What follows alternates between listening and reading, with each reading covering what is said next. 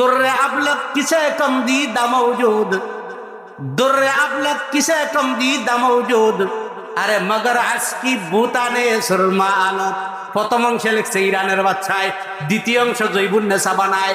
কবিতার অর্থ প্রথম অংশের, ইরানের বাচ্চায় কয় দুর্রে আবলক কিসে কম দীদা মৌজুদ, কয় দুর্রে আবলক নামে একটা মণিমুক্তা আছে।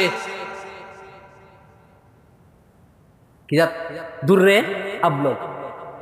এই কথার ব্যাখ্যা সাবুল মুআল্লাকাত আরবি সাহিত্যের সবচাইতে উপরের কিতাব, টাইটেলের আগে ক্লাসে পড়ানো হয়। ওই কিতাবের মধ্যে এই শব্দের ব্যাখ্যা লিখছেন।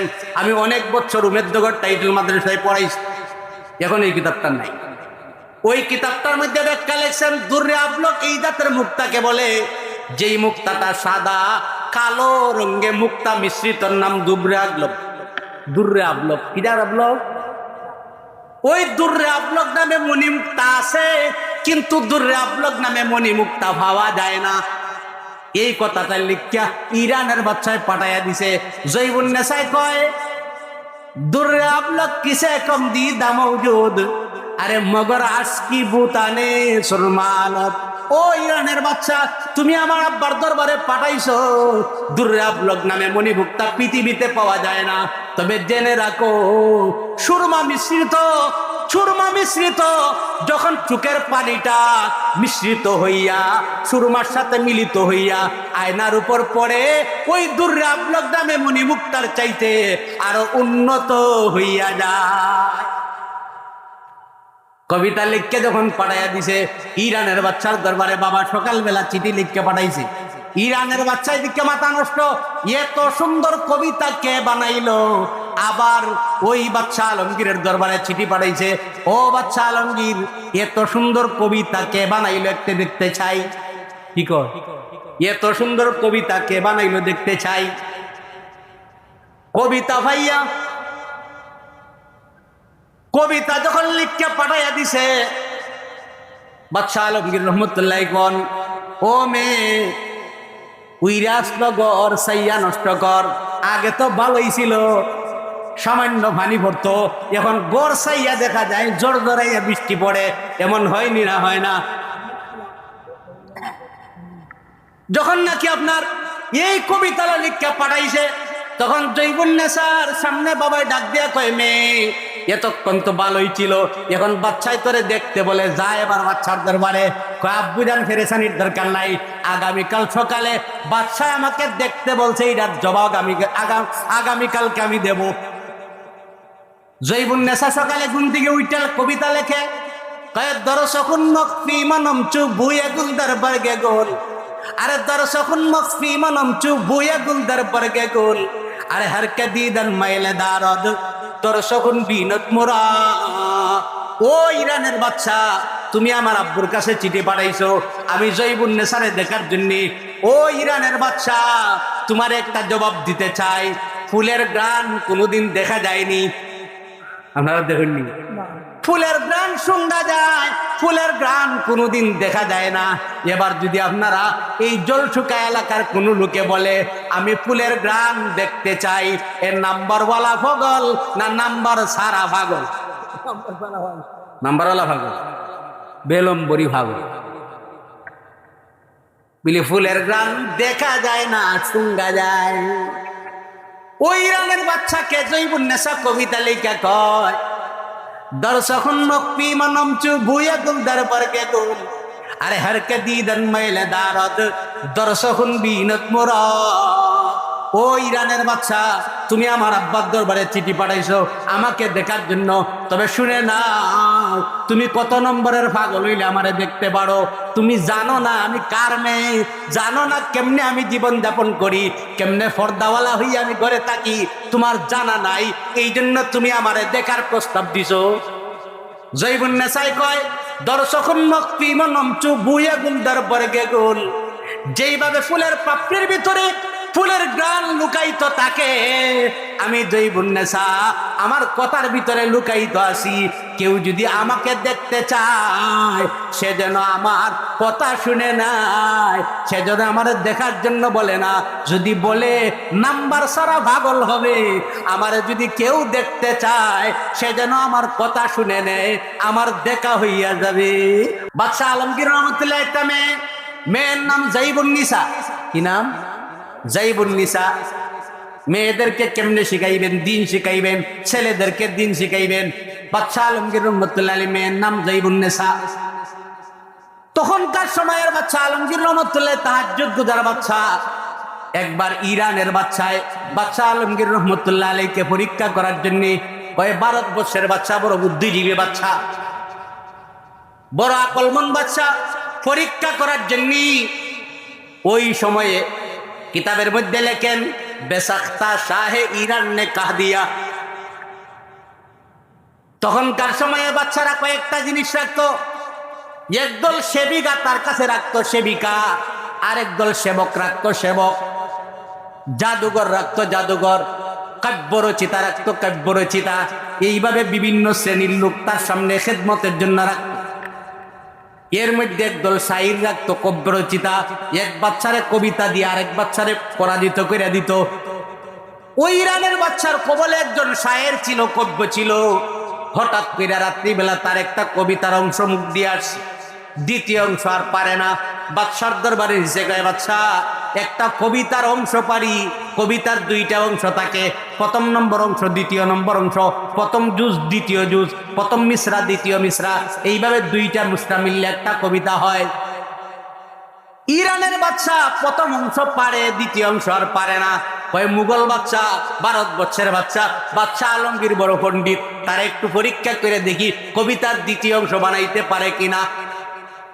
চিঠির মাঝে লিখা কাগজে ওই কবিতার প্রথম অংশটা লিখা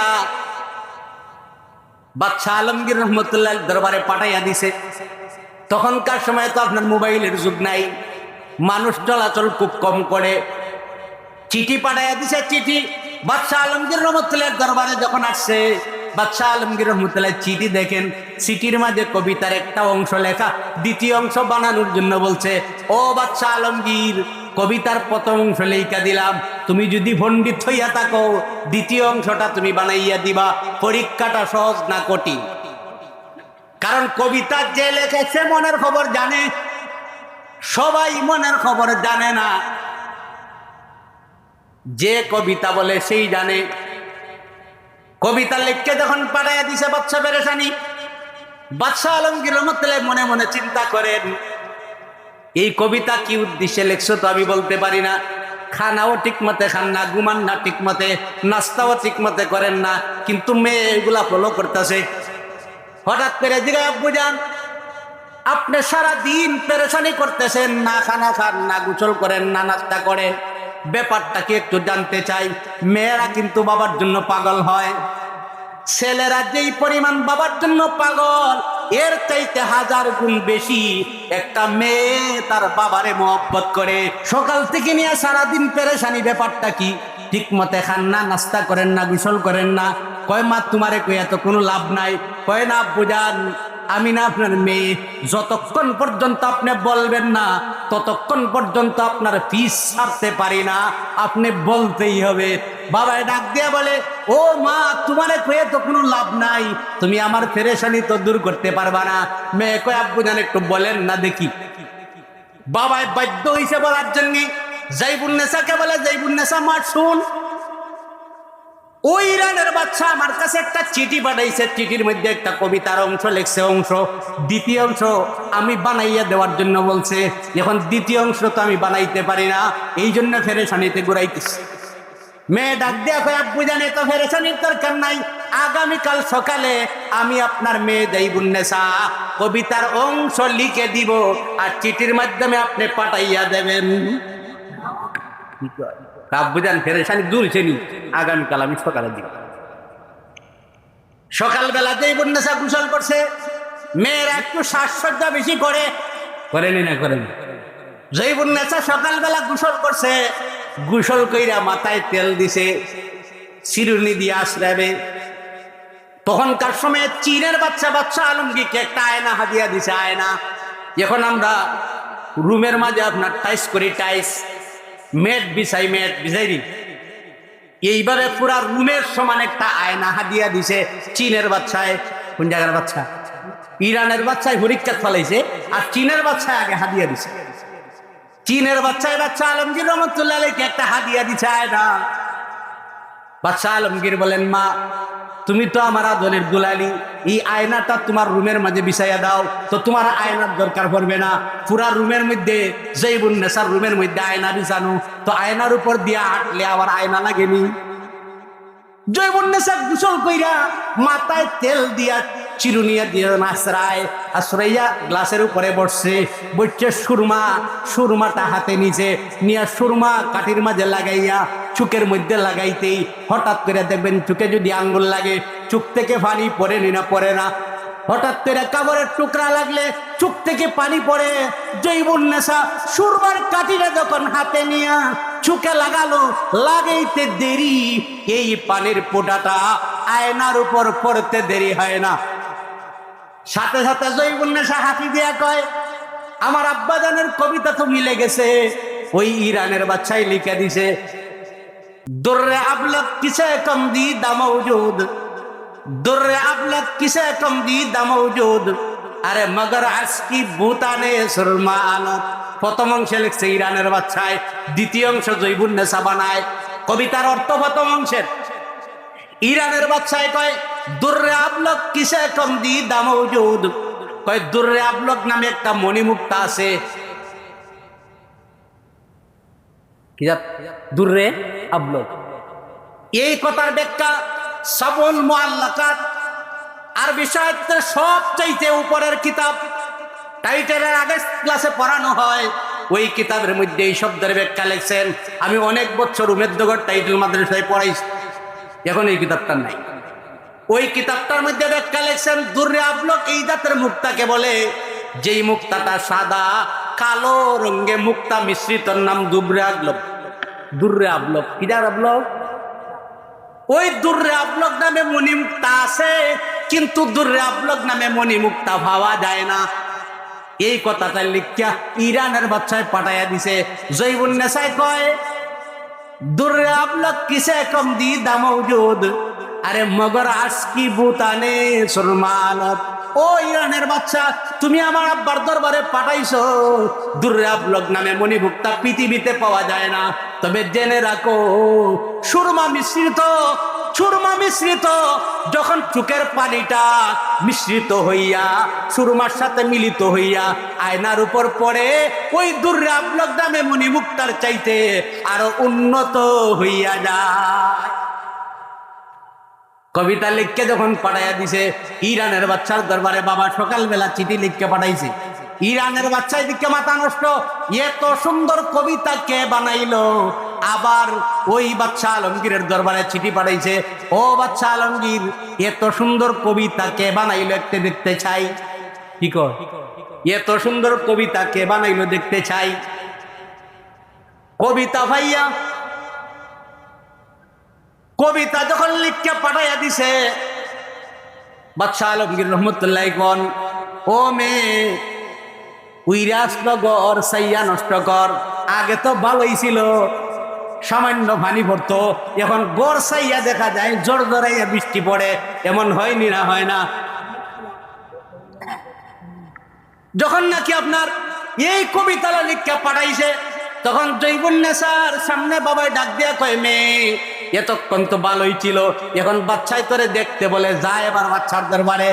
আব্বুজান ফেরেশানির দরকার নাই, আগামীকাল সকালে বাচ্চা আমাকে দেখতে বলছে, এটার জবাব আগামীকালকে আমি দেব। জৈবুন্নেসা সকালে ঘুম থেকে উইটাল কবিতা লেখে, কয় দরসকুন মকফি মানম চু বুয়ে গুল দরবার গে গোল, আরে দরসকুন মকফি মানম চু বুয়ে গুল দরবার গে গোল, আরে হর কে দিদান মাইলে দারদ দরসকুন বিনত মোরা। ও ইরানের বাচ্চা, তুমি আমার আব্বুর কাছে চিঠি পাঠাইছো আমি জৈবুন্নেসারে দেখার জন্য। ও ইরানের বাচ্চা, তোমার একটা জবাব দিতে চাই, ফুলের গান কোনোদিন দেখা যায়নি। আপনারা দেখেননি? ফুলের গ্রান শুঙ্গা যায়, ফুলের গ্রান কোনোদিন দেখা যায় না।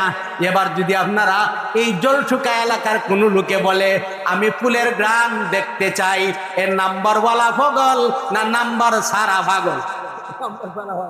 নাম্বারওয়ালা পাগল, বেলম্বরি পাগল। বলি ফুলের গ্রান দেখা যায় না, শুঙ্গা যায়। ওই রানের বাচ্চাকে জৈবুন্নেসা কবিতা লেখা কয়, দর্শন মক্পি মনমচু ভুয়া গুল দরবার কে গুল, আরে হরকে দিদন মেলে দারদ দর্শন বিনত মোরা। ও ইরানের বাচ্চা, তুমি আমার আব্বার দরবারে চিঠি পাঠাইছো আমাকে দেখার জন্য, তবে শুনে নাও, তুমি কত নম্বরের পাগল হইলে আমারে দেখতে পারো। তুমি জানো না আমি কার মেয়ে, জানো না কেমনে আমি জীবন যাপন করি, কেমনে ফর্দাওয়ালা হই আমি ঘরে থাকি, তোমার জানা নাই, এই জন্য তুমি আমারে দেখার প্রস্তাব দিছো। জৈবুন্নেসাই কয়, দর্শকুন মক্তি মনমচু বুয়া গুল দরবার গে গুল। যেইভাবে ফুলের পাপড়ির ভিতরে ফুলের গ্রান লুকাইত থাকে, আমি জৈবুন্নেসা আমার কথার ভিতরে লুকাইত আছি। কেউ যদি আমাকে দেখতে চায়, সে যেন আমার কথা শুনে নাই, সে যেন আমার দেখার জন্য বলে না। যদি বলে নাম্বার সারা পাগল হবে। আমার যদি কেউ দেখতে চায়, সে যেন আমার কথা শুনে নেয়, আমার দেখা হইয়া যাবে। তো মেয়েরা ঘরে থাকবে, পর্দাওয়ালা জীবন যাপন করবে, আর ঘরের সৌন্দর্য রক্ষা কইরা, ঘরের হেফাজত কইরা স্বামীর রক্ষণাবেক্ষণ করবে, ঘরের মধ্যে পর্দাওয়ালা হইয়া থাকবে। থাকতে দেরি হবে। নবী বলেন, হে আমার উম্মতেরা, তোমরা দুনিয়ার জমিন ছাড়বা, আমার বিবিদের সাথে জান্নাতে যাইতে দেরি হবে না। এই জাতের জিন্দিগি গঠন করতে চাইনি না, চাই না। বাচ্চা আলমগীরের মেয়ে কি পরিমাণ বুদ্ধিজীবী ছিল। এইভাবে শিক্ষিত বানানো কোরআন সুন্নাহর আলোকে। মেয়েরে শিক্ষিত বানাইবেন, কোরআনের শিক্ষিত, ছেলেকে শিক্ষিত বানাবেন, কোরআন সুন্নাহর জ্ঞান শিখাবেন। দুনিয়াওয়ালা জ্ঞান শিখাইয়া অসুবিধা নাই, কিন্তু কোরআনের জ্ঞান বাদ দিয়া দুনিয়ার বিদ্যা শিখানো জায়েজ হবে না। আগে আল্লাহ চিনবে, রসুল চিনবে, দিন চিনবে, কোরআন চিনবে, এরপরে দুনিয়ার হাজারো জ্ঞান শেখার কোনো অসুবিধা নাই। ফাঁক না ফাঁকই বুঝে না, হালাল হারাম বুঝে না, এটা মানুষের জিন্দিগি হতে পারে না। আল্লাহ বলেন, হ্যাঁ জমিনওয়ালা, দুনিয়ার থাকবা, দুনিয়ার খাইবা, দুনিয়ার চলাফেরা করবা, কিন্তু তোমার দিলে জায়গা দিবা লা ইলাহা ইল্লাল্লাহ, লা ইলাহা ইল্লাল্লাহ। আল্লাহ ছাড়া কোনো মাবুদ নাই, আল্লাহ ছাড়া কোনো মাবুদ, সব কিছুর মালিককে। এই কথা বিবিরে শিখাইবেন, মেয়েরে শিখাইবেন, বাচ্চারে শিখাইবেন। এরপরে আল্লাহ পুরস্কার দিয়া বলেন, ওয়ামাই ইয়াত্তাকিল্লাহা ইয়াজআল লাহু মাখরাজা। আল্লাহ পাক রব্বুল আলামিন বলেন, হে জমিনওয়ালারা, তুমি যদি তোমার দিলে জায়গা দিতে পারো, তোমার দিলে যদি আমার ভয়টারে জায়গা দিতে পারো, আল্লাহ বলেন তোমার দুনিয়ার যত বিপদ, দুনিয়ার যত আপদ, দুনিয়ার যত জটিলতা আছে, আমি আল্লাহ কুদরতি হাত দ্বারা হেফাজত করে দিব।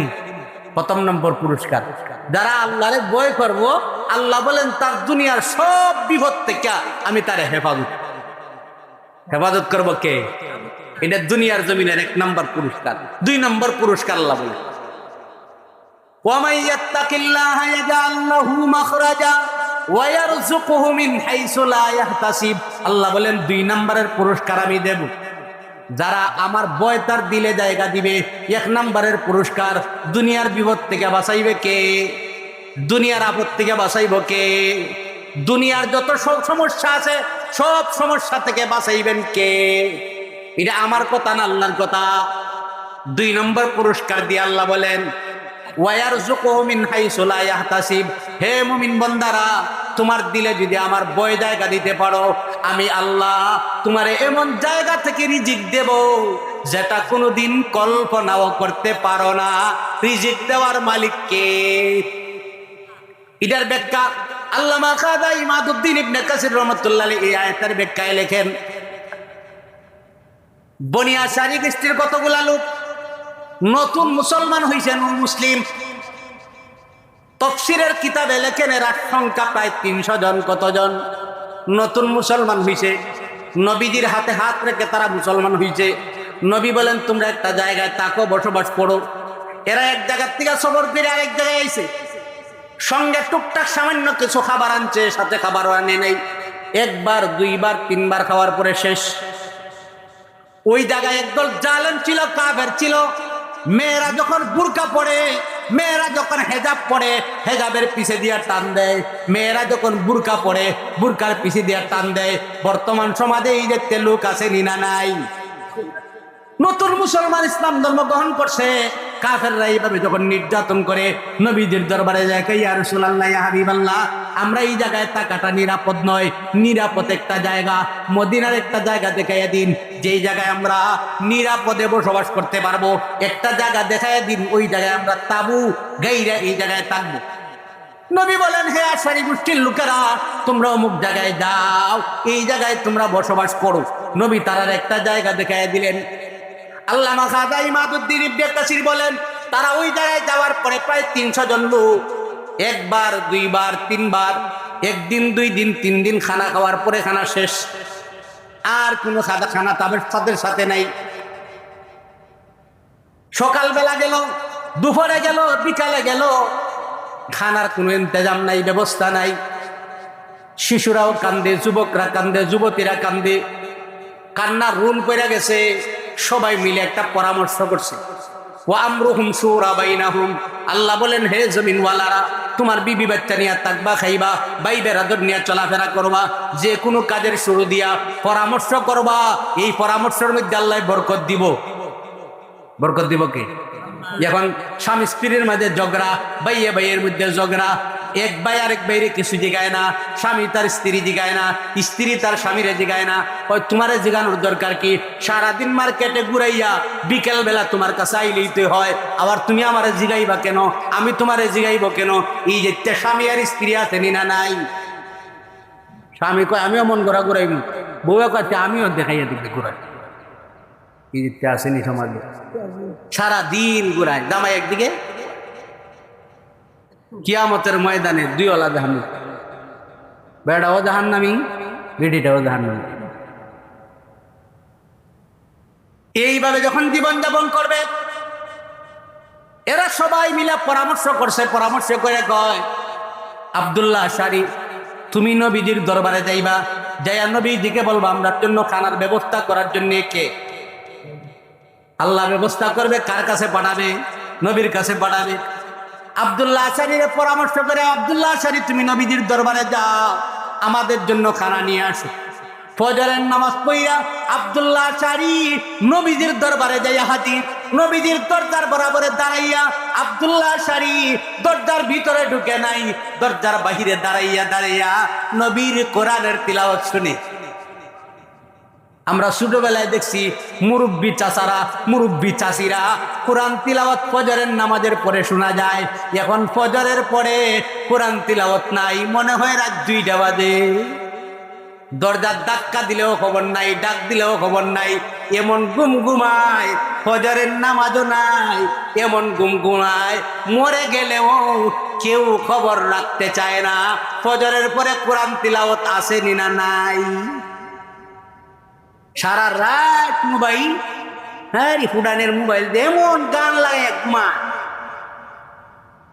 ইবলিসে কয় শুন বালা করে মুন্ডে গোড়ার ডিম, ইটাই ওই গান শূন্য শূন্য যদি মারা যায়, এমন কতগুলা গান আছে এই অবস্থায় মারা গেলে বেঈমান বিয়ে মারা খবর আছে। তার জবানে যা কোরআন তিলাওয়াত না, ফজরের পরে ঘুম। ফজরের পরে ঘুমাইলে মুহাক্কিক উলামায়ে কেরাম লেখছেন, ফজরের পরে যারা ঘুমাইব অভ্যস্ত করব, আল্লাহ মরণের আগে তারা এমন রূপ দেয় যে ডাক্তারের রূপ খুঁজে হয় না। তুমি খবর আছে? খবর আছে? ফেরেশতা বাইরিয়া আসার টুকরা নিব, খবর আছে? ওই সময় বুঝা যাবে ফেরেশতা কত প্রকার কি। দুনিয়ার জমিনে মানুষ বুঝে না। এরপরে আব্দুল্লাহ আশারি, আব্দুল্লাহ আশারি যখন নবীজির দরবারে গেছেন, নবীজির দরবারে যেয়ে দাঁড়িয়ে রয়েছেন, নবীজি সূরা হুদ তিলাওয়াত করতেছেন। ওয়া মা মিন দাব্বাতিন ফিল আরদ ইল্লা আলাল্লাহি রিজকুহা। সূরা হুদের 6 নম্বর আয়াত যখন পড়ছেন, আরবি লোক বুঝতে দেরি হয় না। আল্লাহ বলেন ওয়া মা মিন দাব্বাতিন ফিল আরদ, জমিনের মধ্যে এমন কোনো জানোয়ার নাই, জমিনের মধ্যে এমন কোনো চতুষ্প জানোয়ারের নাই যেই জানোয়ারের রিজিকের ব্যবস্থা আল্লাহ করে না। সবগুলার রিজিক দেনেওয়ালা কে? আব্দুল্লাহ আশারি কয় সবগুলা রিজিকের ব্যবস্থা যদি আল্লাহ করে, তাহলে আমার মতো আশরাফুল মাখলুকাতের রিজিকের ব্যবস্থা আল্লাহ করবে না কেন? নবীজির দরবারে আর ঢুকে নাই, নবীজির তিলাওয়াত শুনে আসছে, আইয়ারারে ওয়াজ করে ইসবিরু আতাকুমুল গাউস, ইসবিরু আতাকুমুল গাউস, ইসবিরু আতাকুমুল গাউস। খাজা ইমাদউদ্দিন ইবনে কাসির বলেন এরার দরবারে ওয়াজ করেন, হে বন্ধুরা তোমরা ধৈর্য ধারণ করো, আল্লাহর পক্ষ থেকে খাবার আসবে। 1 ঘন্টা গেছে, আধা ঘন্টা, 1 ঘন্টা, 2 ঘন্টা, 3 ঘন্টা, যাইতে যাইতে ওয়াজ আধা ঘন্টা শোনার পরে একটু মানুষ বুঝে, আবার 1 ঘন্টা পরে আবার যে শৃঙ্খলা সেই শৃঙ্খলা, কান্নার রুল পড়ে গেছে। আবার ওয়াজ করে ইসবিরু আতাকুমুল গাউস, তোমরা ধৈর্য ধারণ করো খাবার আসবে। এইভাবে 10টা বাজে, 11টা বাজে, 12টা বাজে, 1টা বাজে, 2টা বাজে, 3টা, আনুমানিক বিকেল 5টার দিকে, কটা বিকেল 5টার দিকে 2টা টুকরি, 2জন কালো লোক, একটা টুকরি একজন কালো লোকের মাথায় আর একটা টুকরি আর একজনের মাথায় নিয়ে আনছে। একটা টুকরির মাঝে বড় বড় গুস্ত বোনা আর একটা টুকরির মাঝে বড় বড় রুটি। এরা সামনে আইনা রাখতে দেরি, এরা খানা শুরু করতে দেরি হয় না। ওইদিকে মেহমানদের বসার কথা বলে নাই, মেহমান ওইদিকে চলে গেছে। মেহমান চলে যাওয়ার পরে এরা পরিতৃপ্ত হইয়া খানা খাওয়ার পরে এবার আমরা দরবারে নবীজি খানা পাঠাইলেন, নবীজির একটু মোবারকবাদ দেওয়া দরকার। একজন লোককে পাঠাইয়া দিয়েছে, কই ইয়া রাসূলুল্লাহ, ইয়া হাবিবাল্লাহ, আপনি যে আমরার জন্য খানা পাঠাইছেন, আরো 50 পিস রুটি আরো গুস্ত রইয়া গেছে। নবী বলেন আমার দরবারে কেউ আসে নাই, আমি খানাও পাঠাইনি, আমি খানা দেখিও নি। তখন নবী বলেন তারে নিয়ে আসো।